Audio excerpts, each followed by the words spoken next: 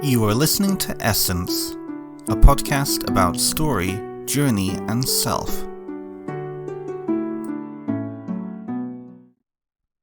Hello and welcome to the show. If you are listening to this is Essence Podcast, a podcast about journey, story, and self.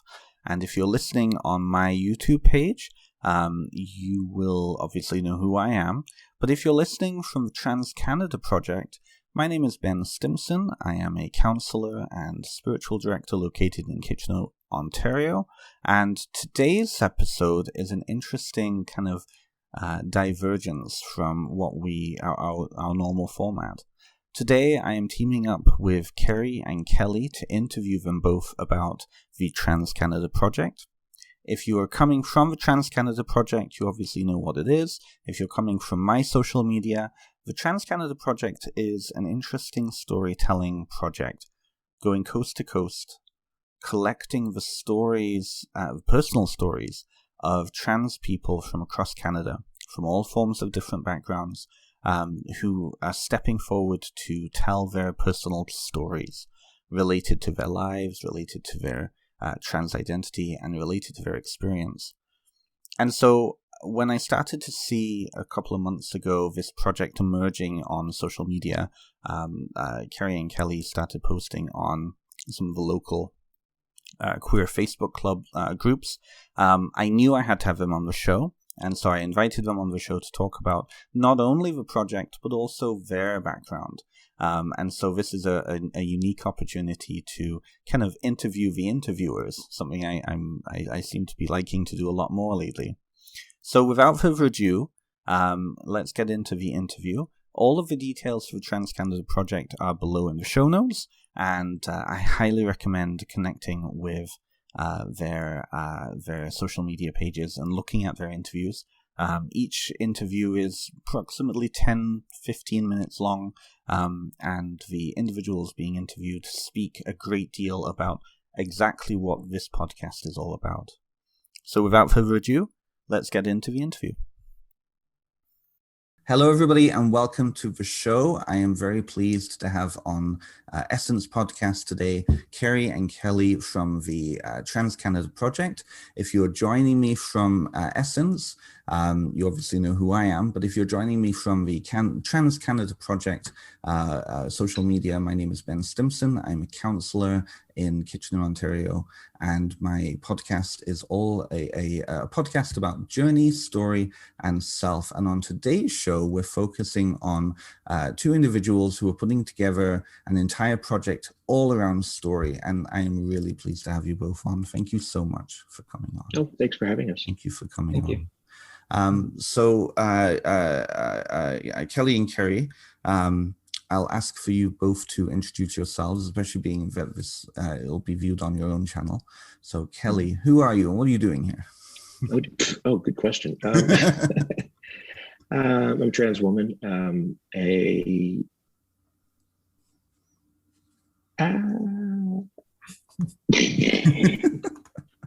Sorry. Oh my goodness. I broke it.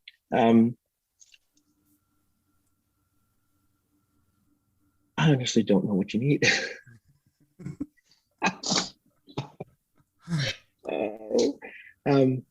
I transitioned in December last year, so I'm a baby trans, basically. Mm-hmm. I've been doing media production for 20, 30 years in various different forms, from old-fashioned days in paper and print and graphic design and whatnot, and then computers came along, and that was exciting. So I got involved in fixing people and sometimes their computers as an IT person, and I'm a father of 6. And my wife and I are separated, but we're friends. Still parenting, still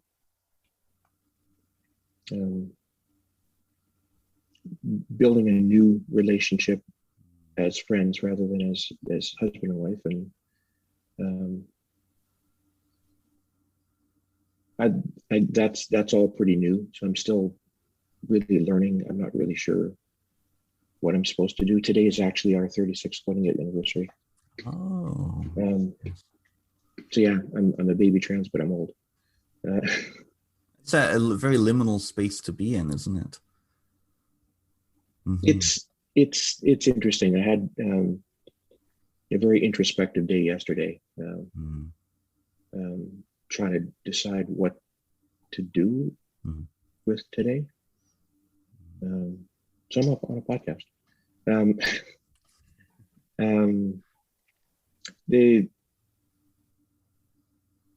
a project manager. No, I'm not. I do project management. I'm a person. With various skills and certifications and whatnot. I'm having to get used to being a person rather than a career holder. That's a part of my learning to be me.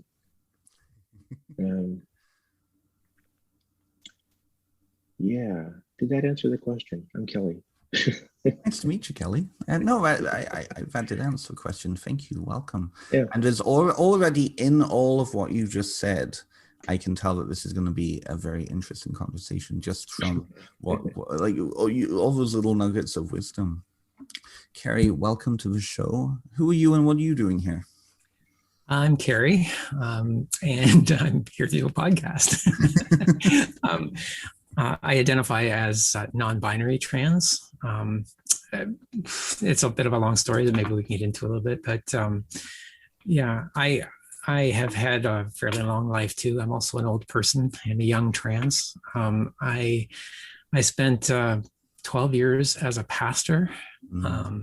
I spent 12 years in IT doing network administration, and I'm 2/3 of the way through 12 years of doing photography. So right now I'm a photographer, videographer, which is really great for the project that we're doing because I do all the media stuff and the recording and the photos and things like that. So that works out good. Yeah. Being non-binary, it was very hard for me to figure out. I mean, all my life, I couldn't quite tell myself that I was trans because I couldn't tell myself I was binary trans. It was hard for me to say that I was a woman. And it's only really in the last few years that I have come across this idea of being non-binary. And it has really helped me to figure out all of this stuff, which is not easy to begin with, but yeah. So being non-binary, I don't feel like I have to be 100% woman. And I know that I'm not 100% man. So I have some days I lean a little more one day, and some days I lean a little more the other way. It gets confusing for people sometimes because I do appreciate presenting more femme. So people are like, well, why don't you just say you're a trans woman? Well, it's because it doesn't really fit completely, right? This is really who I am. Yeah. I that what you just said at the end really encapsulates and connects to what Kelly was saying just a moment ago about learning to be a person and not title, right? That really just seeing yourself as an individual and as a person and not so connected to a label or a title or a to that kind of external objective, right? That's beautiful. Well, welcome to the show. Thank you both for coming on. I became aware of your project I would say probably about 2 or 3 months ago. You started posting on some of the local queer groups, the Waterloo Transgender Network and Queer Ontario, and I've seen it pop up several other places. In brief, can you explain what the TransCanada project is? And then I want to hear, I want to drill you on how the project came about, whose brainchild was it, and kind of how that grew and evolved over that time. So I don't know who'd like to take that question. I can take that one. Go for it. So being a photographer, I run into a lot of different things just in training and whatnot. And I ran across a project that someone had done with photography of Muslim women across Canada, and really highlighting who they were and how they lived in their lives. And that kind of resonated with me, and it kind of planted a seed as far as, oh, I'd love to do a project like that. And of course, the natural thing for me to think about as far as what group would make sense for me as I was coming through this journey was to start thinking about doing it with trans folk.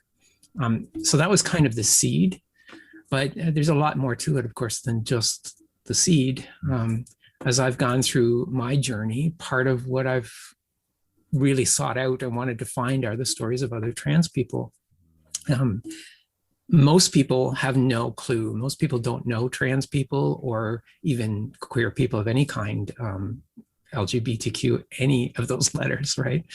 And so they don't really understand because they don't know us. And so a big part for me was trying to find people that I could connect with to learn about them so that in turn I would learn about me. Right. So the whole idea of the project kind of grew out of that then, that we could find these stories and let people tell their stories. We're not trying to tell a story or our story. We're just trying to let people tell their stories within the project.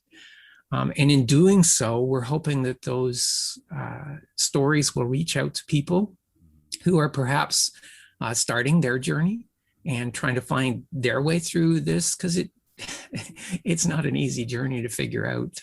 Even in these days where it's more accepted, it's still difficult to figure it out within yourself. So relating to those stories, we were hoping that they would be able to see themselves in those stories and see that things don't have to be all that bad. There are plenty of horror stories about being trans and the things that can happen, but we want to kind of present it in a little more positive light, let people see that we are just real people who have real lives and trying to live them as best we can, just like everybody else, right?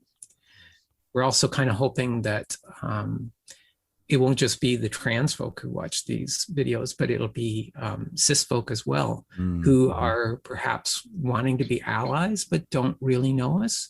It gives them an opportunity to get to know our community.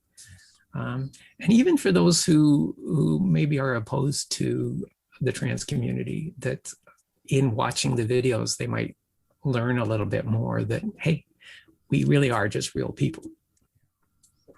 Perhaps see themselves in the eyes of the individuals you're interviewing. Yeah. I want to pick up on what you said.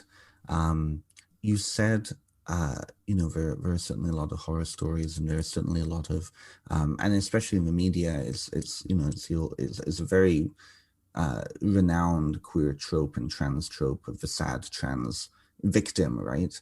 And I've seen the swing in the past couple of years to really change that and move into a space of just people living lives. But that piece around, and I want to pick up on and ask Kelly about it, if I may, that piece about wanting to tell the stories and put those stories out there. Kelly, in your video, your interview with TransCanada Project, you talked about how it was so important for you. And Kerry, thank you for that, by the way. That was a beautiful description. You were talking, Kelly, about how you just wanted to tell somebody, and you had situations where it was received well, and then there was that one medical professional where it did not turn out very well. Can you talk to us a little bit about what it is like what is the coming out process for you? And Kerry, I would love to ask you that afterwards if you'd be interested. What was it like for you, Kelly, just to be able to tell that story?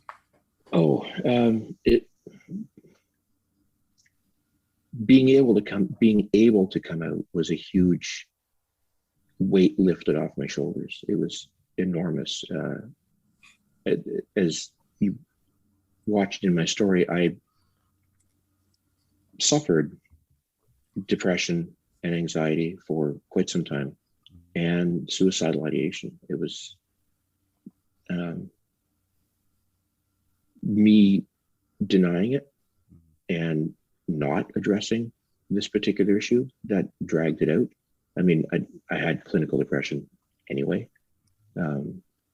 but I think being trans and suppressing it, I think, had a huge part in that. I suppressed it to the point for a number of years that I wouldn't discuss it with medical professionals at all. So in essence, they kind of had one hand tied behind their back, not knowing the whole story. And when I was in a place where I was healed enough that I could tell that part of my story to my therapist and my GP, things started moving fairly quickly in terms of it's actually plausible that I was diagnosed with gender dysphoria quite a number of years ago, but again, I suppressed it. I decided I wasn't going to do anything about it, and it just about killed me, literally. It drove me to suicide, an attempt to suicide, which woke me up pretty abruptly in terms of, hey, there's a problem here that I need to address. But ironically, even though I knew why I was trying to end my life, I didn't tell any of the counselors or the medical professionals that I was working with that was the reason. I was afraid, and I also didn't think it was possible to do anything about it.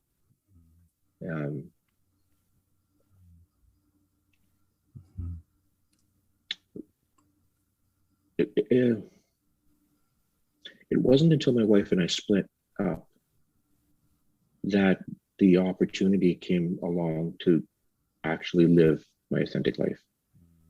And I did a couple of years of intense therapy. I finally got on hormone replacement therapy and got my own place and ripped a Band-Aid off, essentially, which is what I said in the video. I basically within a week of moving in to my new place in December, I transitioned. Just 100%, I'm done, I'm out. I gave my family a couple of months and said, I was going to come out publicly in March. I ended up coming out publicly in February because I couldn't wait. But I talked with my wife, I talked with my kids. We had, the family discussion about Dad's a woman now, and how do you guys feel about that? And, how would you like to interact? How would you like to deal with that? And by and large, it was either positive or non-committal. The boys didn't want to talk about it that much. The girls were, some of the girls anyway, were quite open and very positively responded. My wife knew about it. I told her about 4 years ago, but I also promised her that I wasn't going to do anything about it. But again, it drove me to,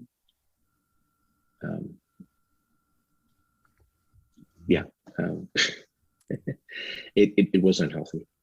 It was definitely mentally and physically unhealthy. I mean, the two tend to go together, don't they? When your mental health deteriorates, so does your physical health. I mean, so like I said, when I got my own place in December, I transitioned, gave everybody a month or so notice to talk about it with in-laws and family and friends and whatnot. And my wife and I discussed and in person with all the key people in our lives. So it was always a one-to-one, face-to-face. discussion, and not just a, hey, by the way, I'm trans or whatever. And then I posted it on Facebook, and I posted a coming out letter, which was actually well received as well. To the more distant family members, I have family scattered all over Western Canada.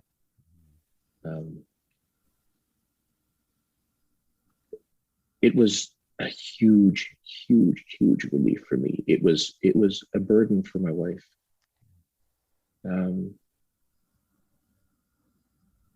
But it, as I discussed with my mother, it was a matter of life and death.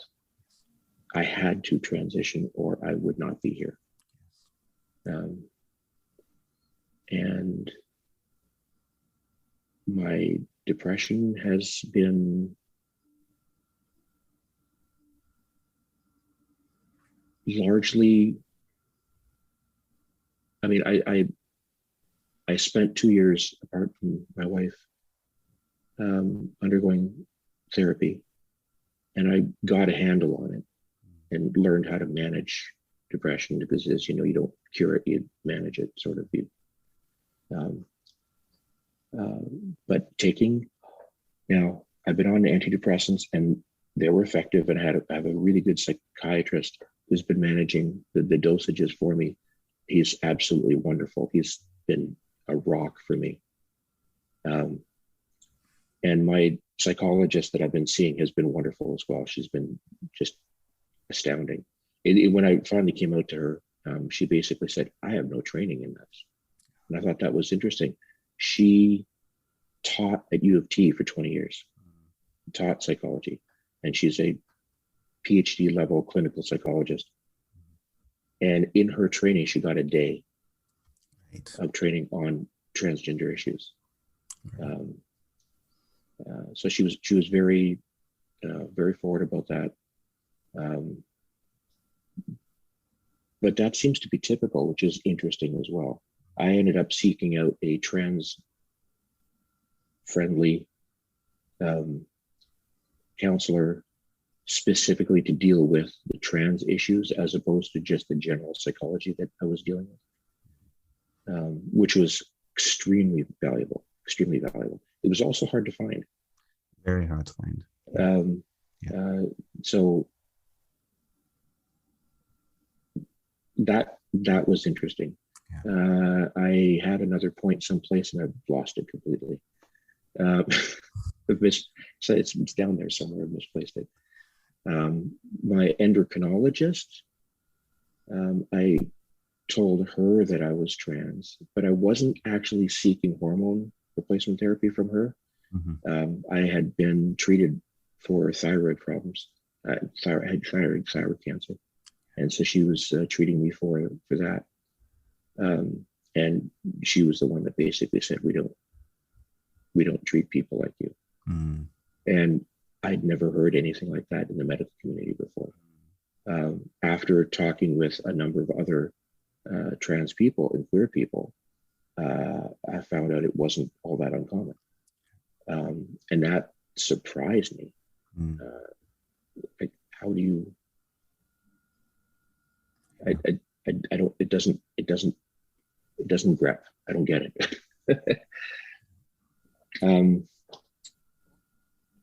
I feel like I'm a bit wandering a bit.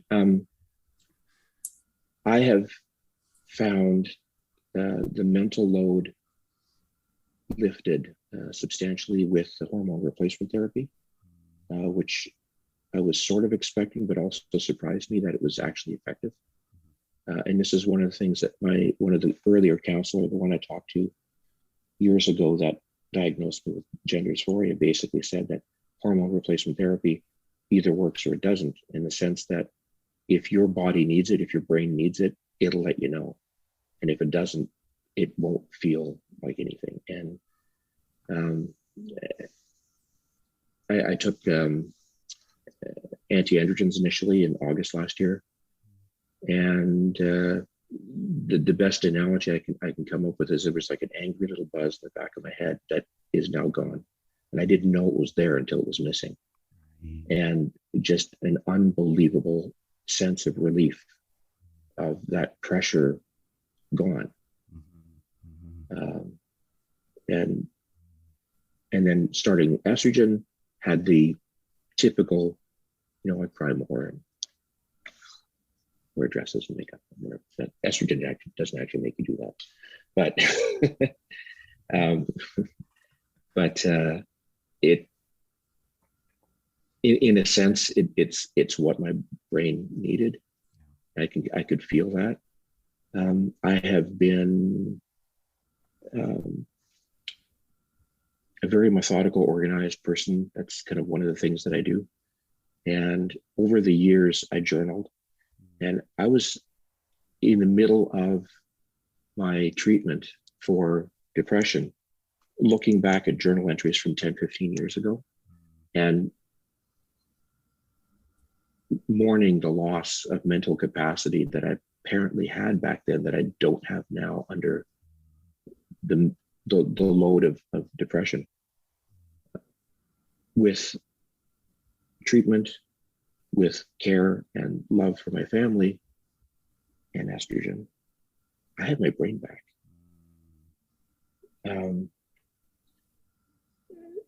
The analogy that I use is kind of like bandwidth. I mean, I'm a nerd. I'm a nerd girl. What can I say? But the constant pressure of thinking about and worrying about and mulling over and whatever, my transness and what to do about it went on for years, and it consumed me in a way that reduced my ability to function and reduced my ability to be a decent marriage partner, a decent dad. It consumed everything. That's all gone. I have my brain back. It's like magic. It's absolutely like magic. That's beautiful. That's really, yeah. That's really. So I'm very pleased with the direction that things have gone. It's funny, as you were talking about that relationship between your body and your mind and the coming out process, I was reminded of the work of, and you know what, I'm blanking on her name now, but The Body Keeps the Score. That idea of the body really holding that knowledge and wisdom and knowing what it wants and what it needs, right? And then it's up here that's causing, it's up here and everything around us, everybody, peer pressure, causing us to doubt that. And I love what you said about you didn't know it was there until it was gone. Yeah. And I've heard that many times with people's coming out process is they weren't aware of something that they were holding on their shoulders or holding in their gut or holding somewhere until it was released from them, and they released it and they recognized that they'd been holding on to that for so long. And the being able to breathe again, right? Yeah. It was huge and so positive. And the funny thing is, my wife, my brother, my parents, my friends have noticed a huge change. I mean, to the point where it's almost like I'm a different person. There's aspects of my personality that have always been there, but subsumed and suppressed. And now they're not. Now they're freed up. And that speaks to your experience of getting your own place, and then boom, you were like, I'm not holding back anymore. This is who I am, and I'm going to be living like this. Yeah. I needed to. I had to. Yeah. Space. Yeah. That's beautiful. And first of all, thank you for sharing all that. And that what you said a lot in there really ties in with your experience as well, Kerry, with your coming out process, unsurprisingly, right? But can you speak a little bit about your experience and especially because you had a divorce of your own with your church community and with God in some ways before reclaiming that relationship. May I ask you more about that? Yeah, well, my story is, it has a lot of similarities to Kelly, but it's very different in a lot of ways too. Where Kelly ripped the Band-Aid off and overnight basically transitioned. For me, it's been a lot more of a slow burn. I grew up in a church. I grew up with evangelical beliefs, and sadly, those beliefs held me back from really exploring who I was and allowing that to surface. I've had a good life. I'm not complaining. And as a man, I have 4 kids, and they're all grown, and some of them are gone, and they're doing well. So it's not like I had the kind of depression or other motivation like Kelly described to that I needed to change that. But what I had all my life was this nagging thing that it just wasn't right. I found myself cross-dressing a lot, and I hated the fact that I had to hide it, and it that brought a lot of shame and other hurt to me, that I'm still unpacking, and I didn't even realize some of how much that actually hurt me. And I'm growing through that still. As I said, about 2.5 years ago, 3 years ago now, a big part of my story was that I had always struggled with this with God. I'd always prayed about it. I was, trying to pray it away, as some people say, and it wouldn't go away. Well, about 3 years ago, I remember distinctly being in the car driving home, and just praying about it again, and feeling God say to me, I mean, not in an audible voice, but just feeling his presence and feeling him saying to me, "It's okay, Gary. I accept you. I love you. And you're okay." And that was what I needed to get it started. At that point, I felt like, okay, I know I'm loved. I know it's okay. I feel like it's good with God, and they're going to be okay with it. So I started gradually working through it. I am still with my wife, although things have changed over the last few years a lot, and it's difficult. It's hard to work through.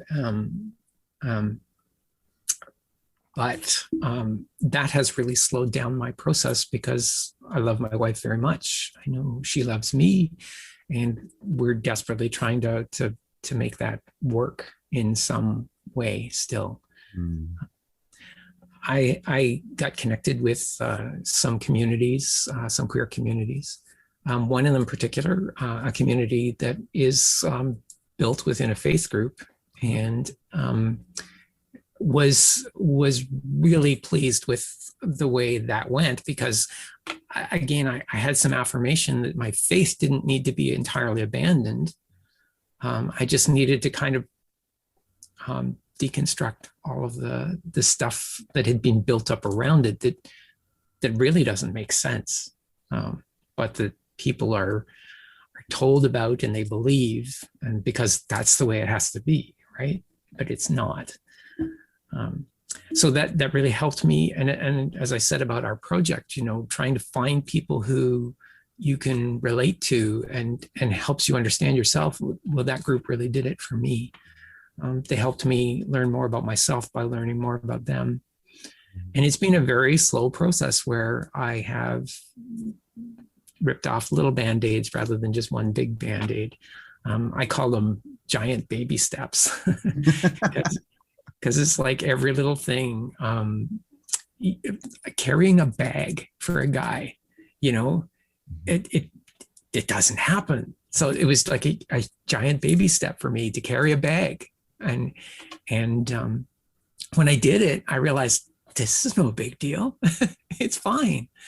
And it's just been a series of things like that, right up to the point where Kelly and I can go to the mall and go shopping together in a dress and feel good about it. And as far as the people around me not accepting me, I've actually found the community to be amazing. We do get the odd strange look, people trying to figure out what we are, but for the most part, people have been very kind and very good. The places where I've really struggled the most as far as people accepting have actually been more in my family. My kids grew up in an era where it was more accepting, and for them it was like, we're not upset that you're trans, we're upset that you never told us before, right? But my wife, who is also accepting of the trans community, of course, that's a whole different thing though, when you're a spouse and you have a marriage relationship based on being heterosexual and cis. And so she's going through her own journey right now and trying to figure that out. And just as a little aside, I mean, I'm hearing about communities now that are beginning to grow around people who are dealing with that. And I think that's so important and so needed. And as I see her struggling with it, so much that she needs to be a part of that, not with trans people, but just so they can process their own trans journey as a spouse of someone who has come out. But really the bigger difficulties that I've had have been with the older generation in my family. Both my parents and my wife's parents struggle with it. And although they haven't abandoned me or turned their backs on me, neither do they want me coming around in a dress or presenting female in too great a way. It's kind of funny, isn't it though? Because I mean, I can wear nail polish, I can wear jewelry, I can actually be wearing 100% female clothing. And yet if I put a skirt on, it makes a huge difference. I don't get it. There must be some psychological thing about a skirt. But that's really the only place that I've had struggles with is with that generation accepting it. And as I said, I'm not 100% out there. I'm public, but I'm not advertising. I haven't gone to the point yet where Kelly has of actually posting a letter on Facebook to say to everybody, hey. I actually had a really interesting event as part of the TransCanada project. I decided to use the name Carrie more regularly, especially within the queer community, and eventually it may get adopted, but I'm still going by my old name in other circles.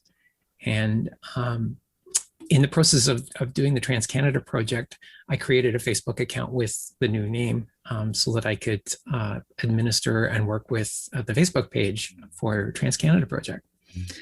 But the funny thing was I created the TransCanada project using my old account. And when I went to use the new account, of course, I had to create myself as an administrator on the other account. So I did that. In the process of that, I had to have my old account friend my new account. And what I didn't realize was that now all of my friends would get friend suggestions for Carrie. And so that's been kind of interesting too, because as people kind of notice it, I've had a few people inquire about it, and it's allowed me to kind of approach them a little bit more one-on-one and test the waters and see whether they're really a friend of Carrie or whether they just want to stay a friend of the old person. So I still have a big circle of people in that old account. That's an interesting point in itself, is that again, that liminal space and how navigating in that liminal space, that in-between space between people's beliefs about who you are and who you are to be and who you're discovering yourself to be. And it's funny because the coming out experience, like I came out as this gay male years ago when I was a teenager, but I feel like anybody who's coming out of anything, they navigate that weird in-between time, and that really is a crucible of discovery. That it's a scary time though. It's a petrifying, terrifying time though. And so I really appreciate what you're saying with that. It must have been very strange to see both names, both accounts next to each other on the screen though. Was it weird? I a lot of trans people refer to their old name as their dead name. I don't see my old person as dead. And I'm not sure whether that's because I'm non-binary, whether it's because I've lived so long under that name and have so much life under that name. I'm not sure what exactly that's about with me, but I still appreciate who I was, and in many, many ways, I still am that person. So that person has not died. In fact, I would probably be fine with using my old name, except that it's very gendered. And so to be a little bit more accessible to people in a sense, right? So that they're not jarred by that. It's more of a safety issue to go with the new name. Yeah, but you're right. It is a long and scary process, and again, because I live in the space between, I'm not even sure for me it will ever really be completely over, if you know what I mean, because I'll constantly be facing that. Well, which are you? Well, I'm not really either. You know. Yeah, I'm kind of hoping that society will become a bit more, I mean, and accepting, and it certainly seems to have been. I mean, I really would have loved to have transitioned when I was in high school or just before high school, but 70s and 80s, not a good time to be trans. Yeah, things have definitely changed for the better, and I don't know. One of the people one of the people we interviewed recently, she's an activist actually with the NDP for trans issues, and now my old brain's disappearing with things I was going to say. She had actually talked about so she had mentioned how 10 years ago or 15, 20 years ago, the gay community went through the same thing and have done that work, that now the gay community is more accepted mainstream. People have some idea what it means to be gay and are willing to embrace people who are. The trans community, I think, is just starting that journey. And we have good hopes that eventually we will be fine, and we will find that space. But we're still at the beginning of that journey. Yeah. It really is right now. I would say probably the past 5 or 6 years has really been the trans community spotlight, and all of the other plethora of identities that have emerged. A guest I had on, a very good friend of mine, we were chatting about that, and she was saying how, and I've seen it too, even in the being part of the queer community generally. It feels like there are words now being used and being taken up, and identities that are being taken up that 10 years ago wouldn't have been even on the radar. And the kids are really, like the teenagers, the young youth, are really at the forefront of that. You talked about this, Kerry, with the kind of the identity of non-binary. 10 years ago, you would never even heard of non-binary. And so I feel like there's just generally there's this real, and it happens every generation, let's not be honest here, but there's a real interest in really queering and looking at and rejigging language to fit current kind of needs. And so that leads me to my next question. What has it been like to, for you both, what has it been like to be on your own journeys starting out and then meeting people of such a diverse number of backgrounds? I mean, I've seen some of the people you've posted already. You had Kimet, who is, what, 16, are they? Well, Kermit. Yeah. Sorry. Yep. And then that woman from BC, much further aged, and coming from two very different life experiences, connected through this one life experience. What has it been like for you to meet such a diverse group of people? It's been good. It's been really cool. One of the things that drove us to do this in the first place, I mean, there's a number of reasons, but we wanted to see ourselves on, or people like ourselves. Yes. And there was a number of stories from the States and UK and whatnot, but there weren't very many Canadian stories.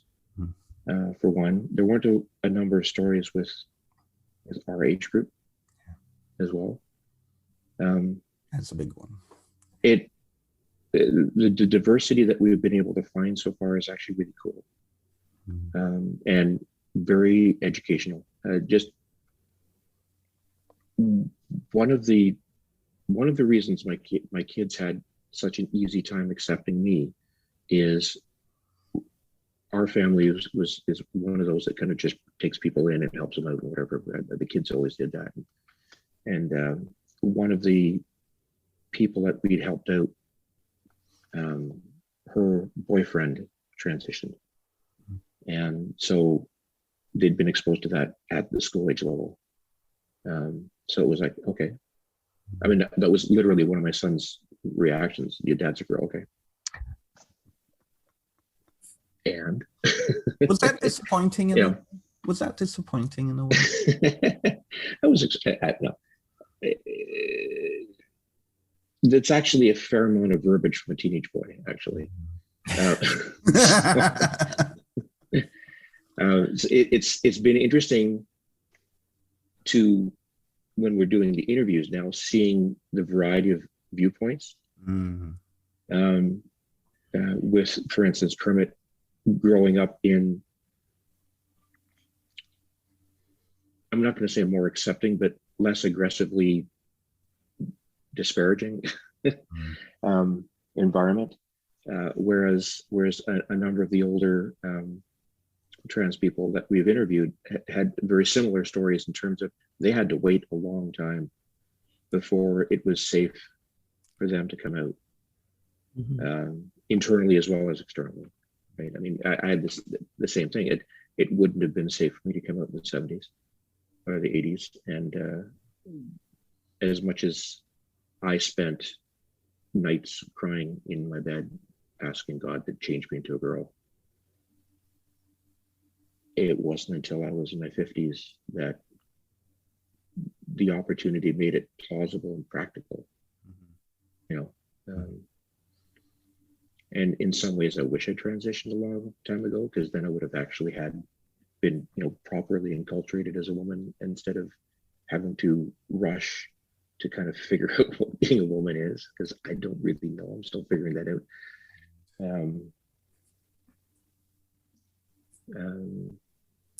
The diversity of stories is huge, and depending on where you're coming from, that, as Kelly's alluded to, when you're older, there are issues that we've had to deal with because of the way we've grown up with a culture that did not accept it and pushed it away, that a younger generation doesn't face. But the younger generation is facing different issues than we do. We grew up, because we didn't accept it, we have families, we have a spouse, we have kids. The younger generation has to face the challenge of, okay, so I'm trans. What does that mean for me sexually? What does that mean as far as partners? What is my life going to look like? And that can be a whole different challenge to life, right? Part of the great thing for me in seeing this is, yes, I want to relate to the stories and I want to relate to the people myself, but I also don't want it to be just stories that are like me. I don't want it to be old white trans women entirely, right? I'm really hoping that we can see the diversity that is in our Canadian community, right? Yes. One of the things that I'm a little bit afraid of is that there is a lot of white privilege even within what we're dealing with, and that it's a lot easier for old white trans women to tell their story than it is perhaps for those from the African American community or other sort of double marginalized people. But we want to tell their stories too, and we're seeking out them as well to try and tell those stories too. Absolutely. Yeah, that point about privilege, I think, lands very well, because when you do look at, the same with the gay community 20, 30 years ago, when you do look at the trans community now, the majority of the out trans voices out there are all white, and they do come from very particular backgrounds. But it's interesting because I think it's a very generational thing too.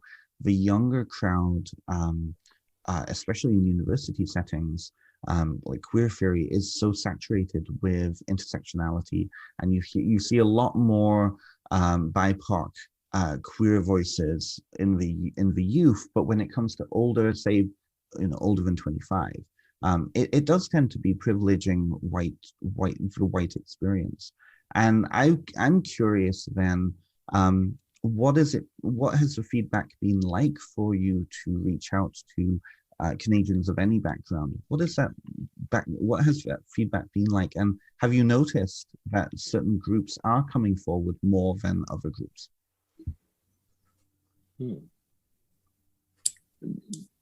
The only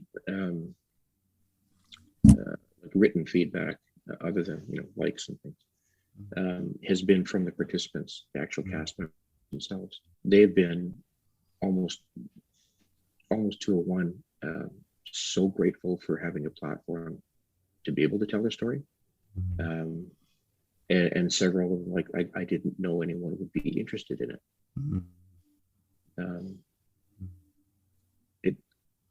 It makes me feel good that we're providing a venue for them, and like that response has been overwhelmingly positive.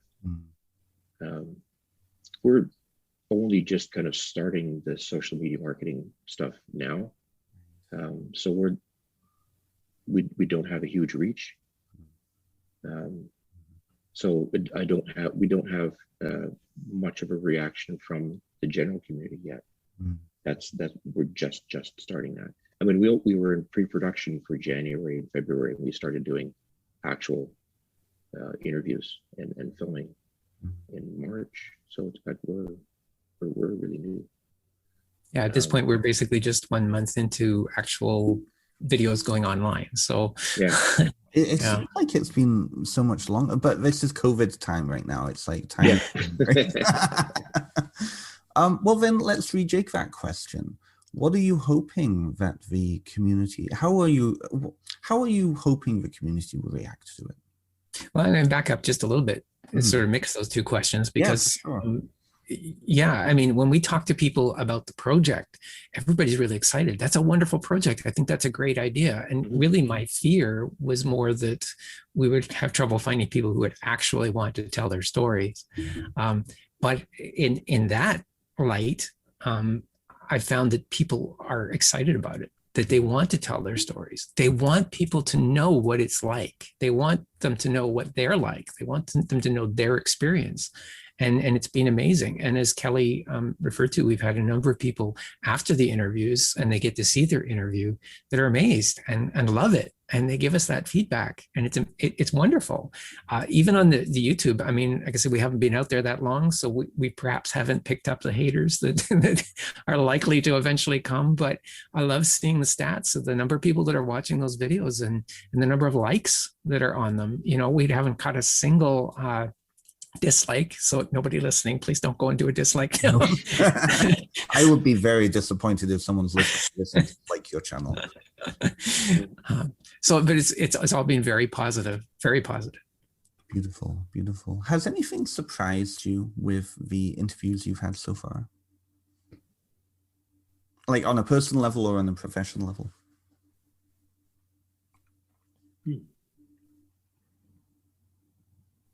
But this is really my first big project with kind of a YouTube presence. I've mucked about with YouTube, as a lot of people, photographers, videographers, will do, and gotten varied response to different things that have gone up. But I've been really pleasantly surprised by the traction this is picking up, and I'm really excited about the possibilities for the future with it. That Kelly and I are chatting about all kinds of other things that we can do surrounding this. I mean, the YouTube channel is sort of the COVID iteration with Zoom recordings, but ideally, what we would love to do is actually go and visit some of these people and chat with them in person and record the interviews. Perhaps do some photography and share not just in video on YouTube, but perhaps in other ways that we can find. Maybe we can find a gallery that would tell some of these stories. We do post the stories on a blog so people can go and read them. They don't have to just go and watch them. In whatever way we can get these stories out there, we want to do that. I don't think you'll have any issues finding a gallery to put these, because right now, I know of another project that is underway that isn't telling life stories like you are, but it's still the essence of telling our stories for us. And it's a project in Toronto to create kids' storybooks with trans characters. But it took the community actually saying, no, we want to have these stories written by us, for us, because so many of our stories are told by other people, right? Outsiders, people who don't have this experience. And that's what I love about your project, is that you're, not only is this your own lived experience, but you are reclaiming that this is stories for us, by us. You can watch it. We want you to watch it. But it's really for us to kind of express ourselves. And based on what you've both spoken about today, as part of your own coming out process and coming into the community and finding yourselves, it sounds like this has had a lot of impact on you both. What have you learned about yourselves through this? Ooh, tough question. And you can take as much airtime as you want. Yeah, part of my role as paperwork girl, I network. Now, this is a thrilling change in my personality, according to my brother and my dad. I was very, very shy and inward focused for the longest time, and I've taken a social media accessibility course. I'm actually just finishing the course with the University of Laurier, Women's Entrepreneur Program. I've been networking all over the place to find people to support us, to find guests for the show. One thing I found really interesting is that I can actually do this. I can actually talk with other people. That's surprising the heck out of me and my brother, actually, who's been an absolutely just amazing supporter. I've been mostly networking inside the queer community and the women's community, and I'm finding unquestioned acceptance. Just, I'm the only trans woman in the Laurier program at this point. I'm working, it's their business boot camp. It's actually pretty cool. Especially for a productivity nerd. Total acceptance, absolutely, just total, no blinks, no nothing. The culture that I'm experiencing is wonderful and very affirming. And bringing up the project, the TransCanada project, with that group and with a number of other groups, it's like, this is a great project. This is really, this deserves to be supported. This deserves to be seen. That kind of surprised me a little bit. I mean, just the general acceptance, as well as they say, okay, I'm a trans woman, and I'm, my friend and I are doing this episodic documentary thing, and everyone's going, that's great, what's the URL, how do you find it, where are you guys? I mean, they want to see it. That's been awesome, actually, and really affirming for me, and also very positive. Not just affirming as being a woman, and being accepted, which is a big deal for me. Just, that we're doing something that other people think is worthwhile. This was something we were kind of doing for us and doing for other people, but we're getting more and more feedback of, no, this is a good thing. And that's, I'm running out of words. It's, which is actually a bit unusual for me. There's a number of things that have been surprising for me. As I said, I'm not as out as Kelly. And so I'm also quite an introvert, and that's why I like to sit behind the computer and do the editing and the video and whatnot. And if you watch our videos, you'll notice that neither Kelly or I actually appear in them, even though we're actually doing the interview. So part of the surprise for me is just along the way, there are so many little times when I'm like, wow, this just feels right. And it's easier, and it's making it easier. In some ways, I need a little bit of that push out of the closet, and the project has really helped me to do that, I think, as well. Even just being on this podcast is giving me another little push to be a little bit more public. So yeah, that's good. Another thing that surprised me, Kelly mentioned being part of the women's groups, and I don't tend to be the networker. I don't tend to get into the groups, but one thing I have noticed is that women in general seem to be a lot more accepting of the trans community than men. And I think that is probably something that men should think about, because that's definitely male culture that is part of the issue there. Another thing that I've noticed, and it's kind of surprised me, is that as trans people, I think part of our being bridges the gap. Like if people are like, why are there trans people? Well, there's men and there's women, and sometimes they don't get along because they don't understand each other. You're talking to two people here who have kind of experienced some of both sides, and I think we have a voice to help fill that gap. And help perhaps, like what I just said about men not really relating. Like I have some understanding why, because I lived there.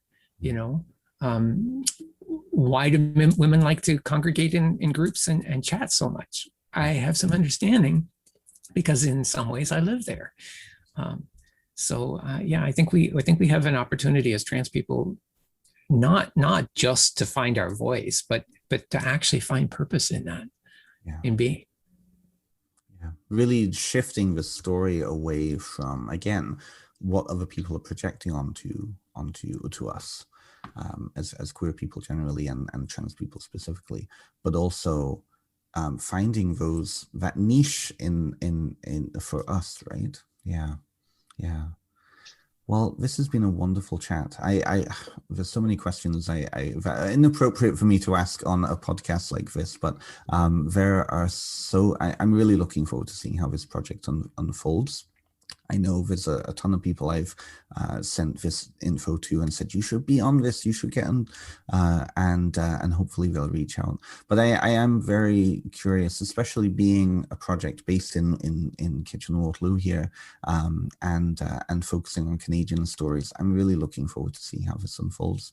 And we will have to have you back on the podcast again for a recap, to see kind of where you're at with the project, to see what new insights you have gained and what new directions you're heading to. So Kelly and Kerry, thank you so much.